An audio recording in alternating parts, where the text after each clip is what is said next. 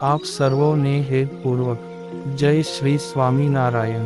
આજની સત્સંગ કથા વાર્તા નિજ મંદિર સાવરકુંડલા। આજની સત્સંગ કથા વાર્તામાં આપણે શ્રી હરિની તિરોધાન લીલાની કથા સાંભળશું। શ્રી સુવ્રત મુનિ કહે છે કે, હે રાજન, સંવંત 1886 ના જેઠ સુધી 9મી અપર રાત્રિએ ભગવાન શ્રી હરિ પુનઃ પોતાના મનમાં બુદ્ધિપૂર્વક વિચાર કરવા લાગ્યા કે અમે આ પૃથ્વી પર જે કાર્ય માટે અવતાર ધારણ કર્યો, એ કાર્ય સંપૂર્ણપણે પરિપૂર્ણ થયું છે। હવે કાની પણ કાર્ય કરવું બાકી રહ્યું નથી।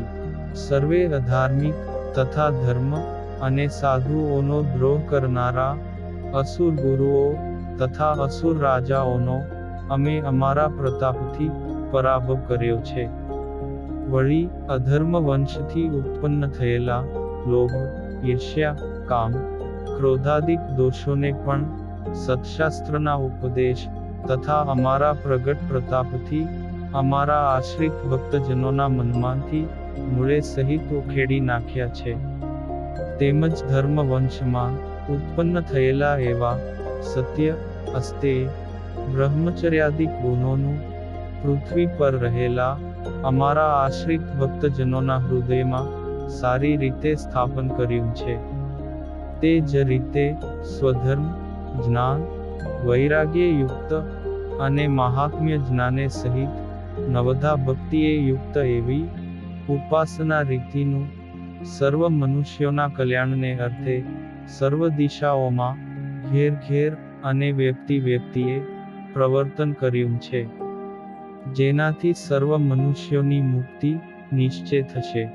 ધર્મ મૂર્તિદેવી, ભક્તિદેવી તથા ઉદ્ધવજીને અમે દુર્વાસાના શાપ થકી મુક્ત કર્યા છે, તથા બીજા પણ મરીચ્યાદિક મહર્ષિઓને બહુધા મુક્ત કર્યા છે।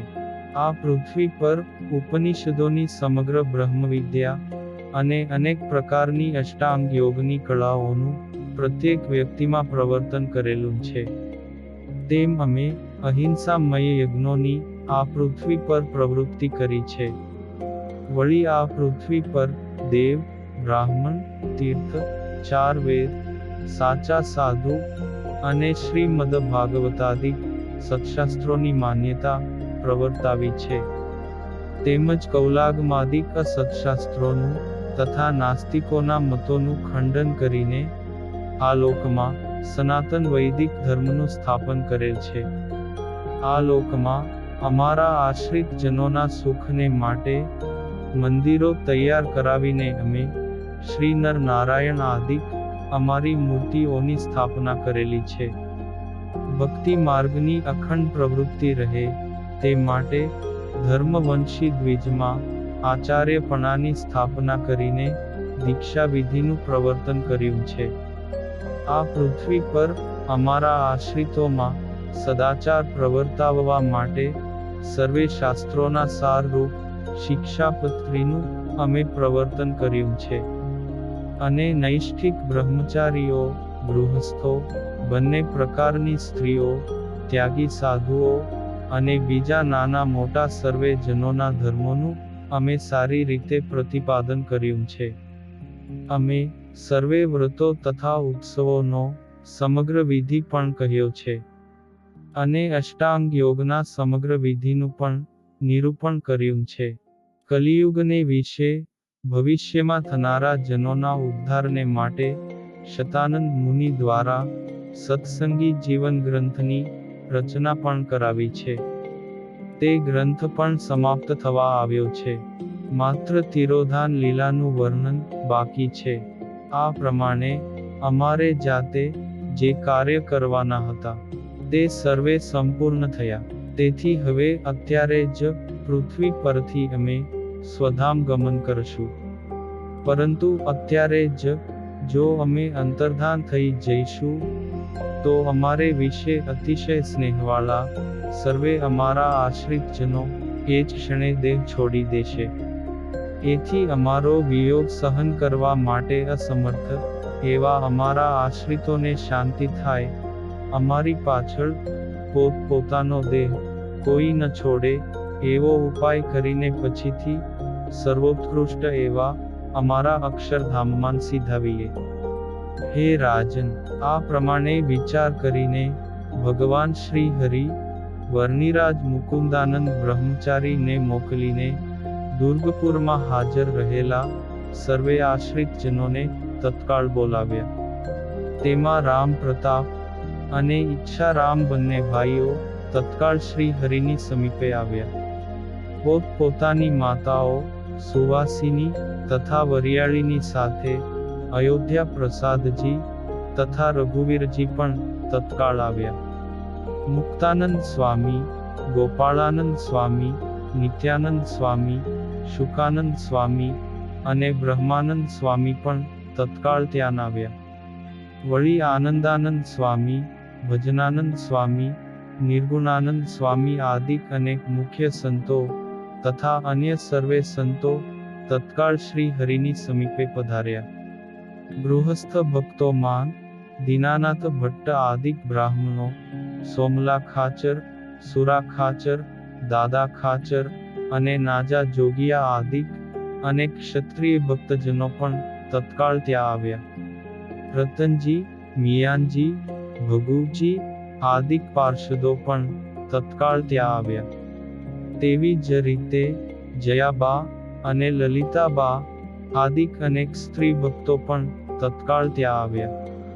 હે રાજન, મુક્તાનંદ સ્વામી આદિક સર્વે શ્રી હરિની સમીપે તત્કાળ આવી તેમને નમસ્કાર કરી તેમની સમીપે યથાયોગ્ય સ્થાને બેસી ગયા.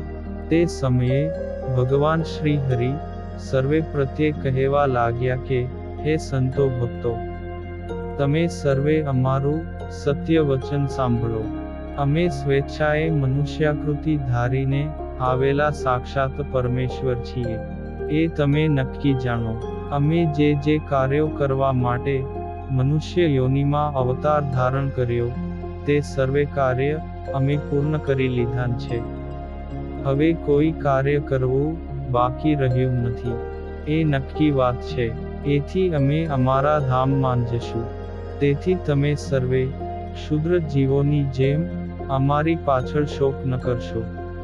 આ અમારા વચનનું અવશ્ય પાલન કરજો.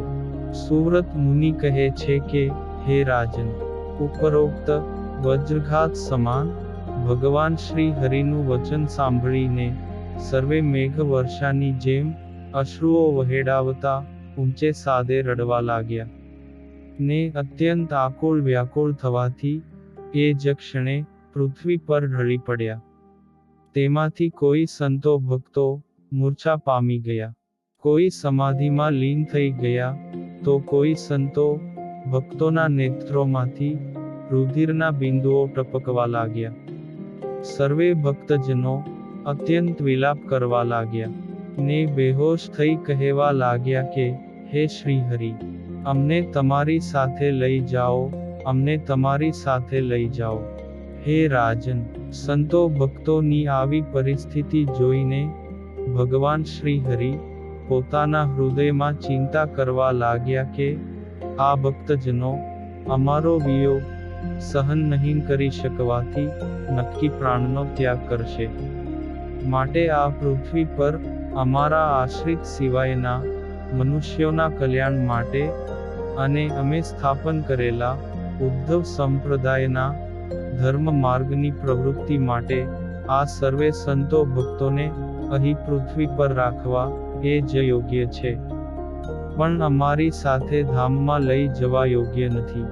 એથી અમારા યોગ ઐશ્વર્યના પ્રભાવથી આ સર્વેના મનની તત્કાળ દ્રઢતા કરવામાં આવે એ જ યોગ્ય છે. આ પ્રમાણે વિચાર કરીને ભગવાન શ્રી હરિએ સર્વેના હૃદયમાં ધૈર્ય શક્તિનો પ્રવેશ કરાવ્યો. જેવો ધૈર્ય શક્તિનો પ્રવેશ થયો તેવા જ સર્વે મૂર્છામાંથી જાગૃત થઈ દેહ સ્મૃતિને પામ્યા ને સભામાં બેઠા થયા. એ સમયે ભક્ત પ્રિય પરમેશ્વર ભગવાન શ્રી હરિ તેઓને આશ્વાસન આપતા થકા કહેવા લાગ્યા કે તમે સર્વે હવે ચિંતા ન કરશો. અમે હવે પૃથ્વી ઉપર જ રહેવાના છીએ. વડતાલમાં અમે અમારી સ્થાપના કરેલી યુગલ મૂર્તિ શ્રી લક્ષ્મી નારાયણ દેવ સ્વરૂપે સાક્ષાત રહીશું. તેવી જ રીતે અમદાવાદમાં અમે શ્રી નર નારાયણ સ્વરૂપે અને ગઢપુરમાં ગોપીનાથજી સ્વરૂપે પ્રત્યક્ષ રહીશું. આ પ્રમાણે અમે જ્યાં પણ અમારી મૂર્તિઓ સ્થાપી છે ત્યાં તે સ્વરૂપે અમે પ્રત્યક્ષ પ્રમાણ હાજર રહીશું. હે સંતો ભક્તો, અમારામાં અને અમારા સ્થાપન કરેલા આ સર્વે સ્વરૂપોમાં કોઈ પણ જાતનો ભેદ સમજવો નહીં. કારણ કે આ પૃથ્વી પર સાક્ષાત પ્રગટ સ્વરૂપે મૂર્તિ રૂપમાં અમે જ રહેલા છીએ.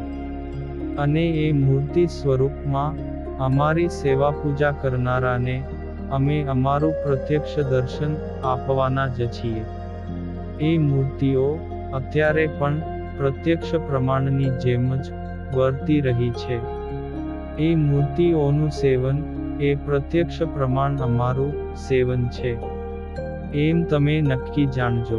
તેથી તમે સર્વે પ્રગટ ભાવે હંમેશા મૂર્તિ રૂપમાં અમારું સેવન કરજો.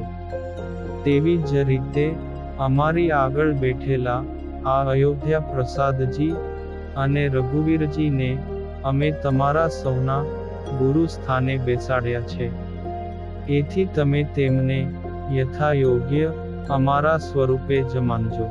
તમો સર્વે અમારા પ્રગટ સ્વરૂપ રૂપ શિક્ષાપત્રી માન કહેલા પોતપોતાના ધર્મોનું અધિકારને અનુસારે વર્તન કરજો. ક્યારેય પણ બીજાની જેમ અમારો શોક કરશો નહીં. અમારી પાછળ કોઈએ પણ કોઈ રીતે આત્મઘાત કરવો નહીં. તેમજ અન્ન કે ખાનપાનનો ત્યાગ પણ કરવો નહીં. આ અમારા વચન અનુસાર જે નહીં વર્તે તે અમારો નથી. તેની આ લોક અને પરલોકમાં અમે ક્યાંની પણ રક્ષા કરશું નહીં.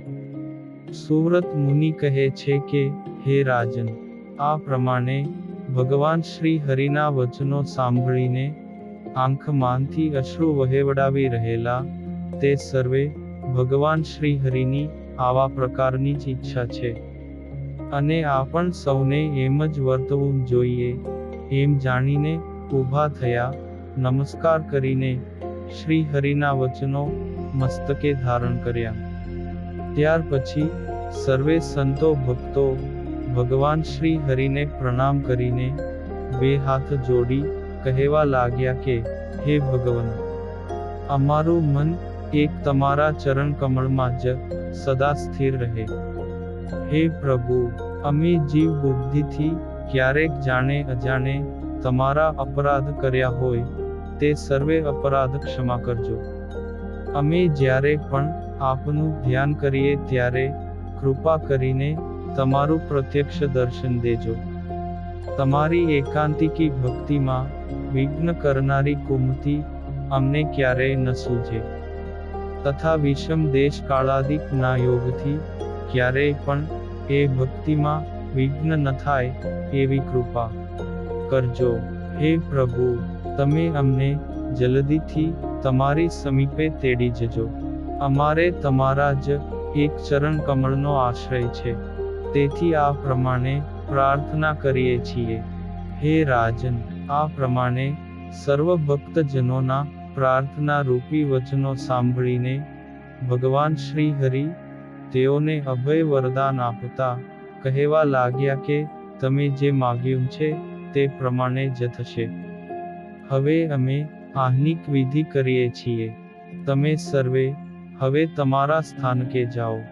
હે નિષ્પાપ, ભગવાન શ્રી હરિના વચનો સાંભળીને સર્વે ભક્તજનોએ નમસ્કાર કર્યા અને જાણે પોતાના પગ આદિક અંગો ભાંગી ગયા હોય તેવા બનીને આંખમાં અશ્રુ સારતા હૃદયમાં એક શ્રીહરિનું જ ચિંતવન કરતા થકા માંડ પોતાના સ્થાનકે ગયા.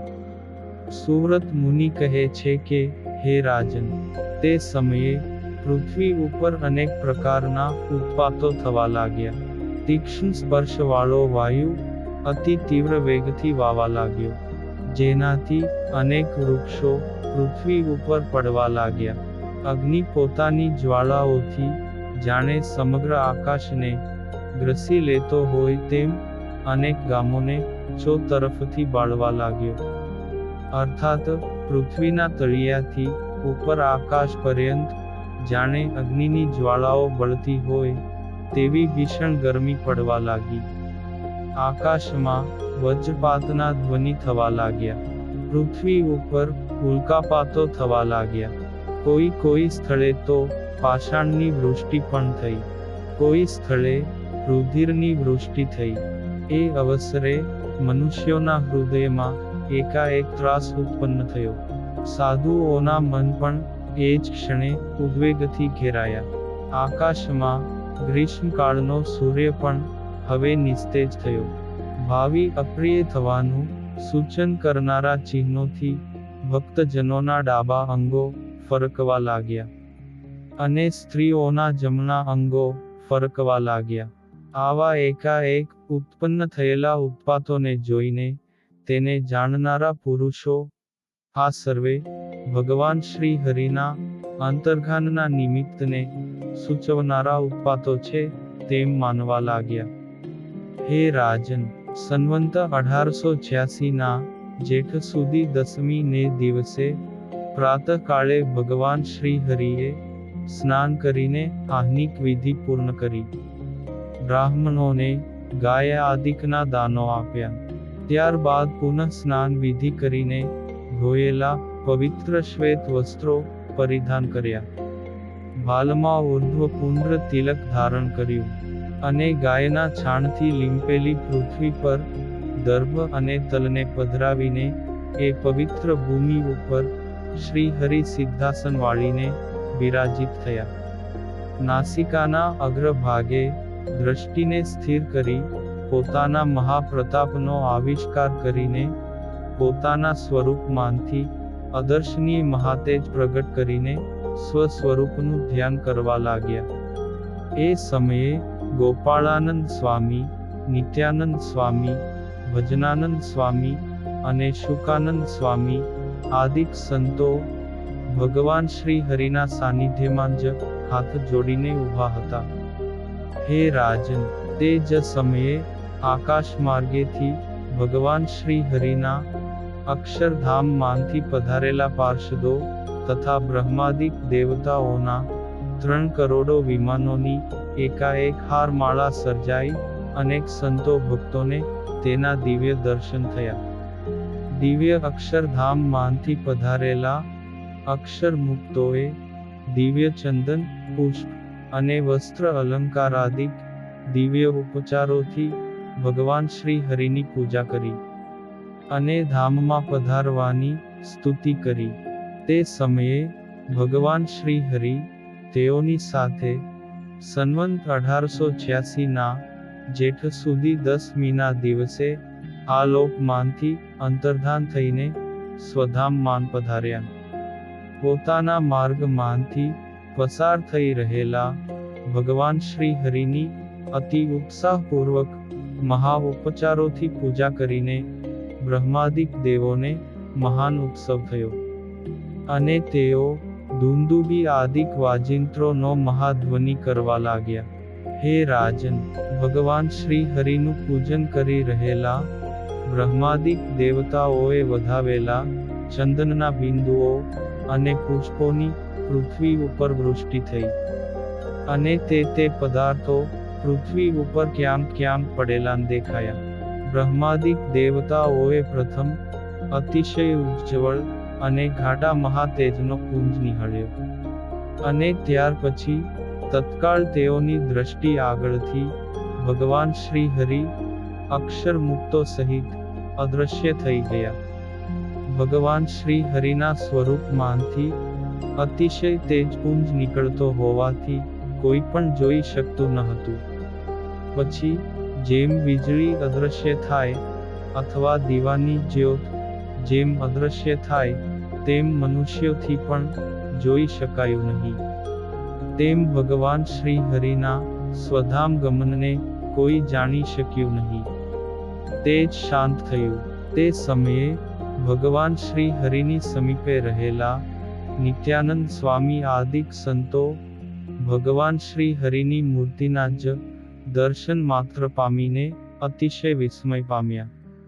શ્રી હરિએ ધારણ કરાવાયેલા હૃદય શક્તિથી ધીરજ ધારણ કરીને તત્કાળ ઉચ્ચ સ્વરે ભગવાન શ્રી હરિનું નામ સંકીર્તન કરવા લાગ્યા. હે રાજન, નામ સંકીર્તનનો ધ્વનિ સાંભળીને સર્વે સંતો ભક્તો શ્રી હરિના નિવાસ સ્થાને દોડી આવ્યા અને શ્રી હરિને અંતર્ધાન થયેલા જોઈ અતિશય કરુણ રુદન સાથે બહુ જ વિલાપ કરવા લાગ્યા. ત્યાર પછી તે સર્વે ભક્તજનો ભગવાન શ્રી હરિના અસાધારણ સંકલ્પથી ધીરજ ધારણ કરીને શોક રહિત થઈ ઉચ્ચ સ્વરે નામ સંકીર્તન કરવા લાગ્યા. તે સર્વે ભક્તો ભગવાન શ્રી હરિના અનેકવિધ આશ્ચર્યકારી ચરિત્રોનું સ્મરણ કરતા કરતા અને કીર્તન કરતા થકા મહાદુઃખથી દિવસો પસાર કરવા લાગ્યા. હે રાજન, અખંડ મૂર્તિ સચ્ચિદાનંદ સ્વરૂપ ભગવાન શ્રી હરિનું પ્રાગટ્ય અને તિરોધાન તો એક લીલા માત્ર જ છે. તેમ તમે જાણો. ભગવાનની આ પ્રાગટ્ય અને તિરોધાન લીલામાં અસુરો મોહ પામે છે, પરંતુ ભગવાનની યોગ માયાના પ્રભાવને જાણતા તેમના ભક્તજનો ક્યારેય પણ મોહ પામતા નથી. જેવી રીતે નટની માયાને જોનારાઓને મોહ થાય છે, તેની કરામતને જાણનારાઓને તેમાં મોહ થતો નથી. તેવી રીતે ભગવાનની યોગ માયાના વૈભવને જાણતા તેમના ભક્તજનોને ક્યારેય મોહ થતો નથી. આમ આપણે શ્રી હરિની તિરોધાન તિથિ નિમિત્તે તેમના ચરિત્રોનું યથાયોગ્ય યશોગાન કર્યું. અને હવે પછીની કથા વાર્તા આપણે આગળના ભાગમાં સાંભળશું. અત્યારે આપ સર્વોને ભાવથી જય શ્રી સ્વામિનારાયણ.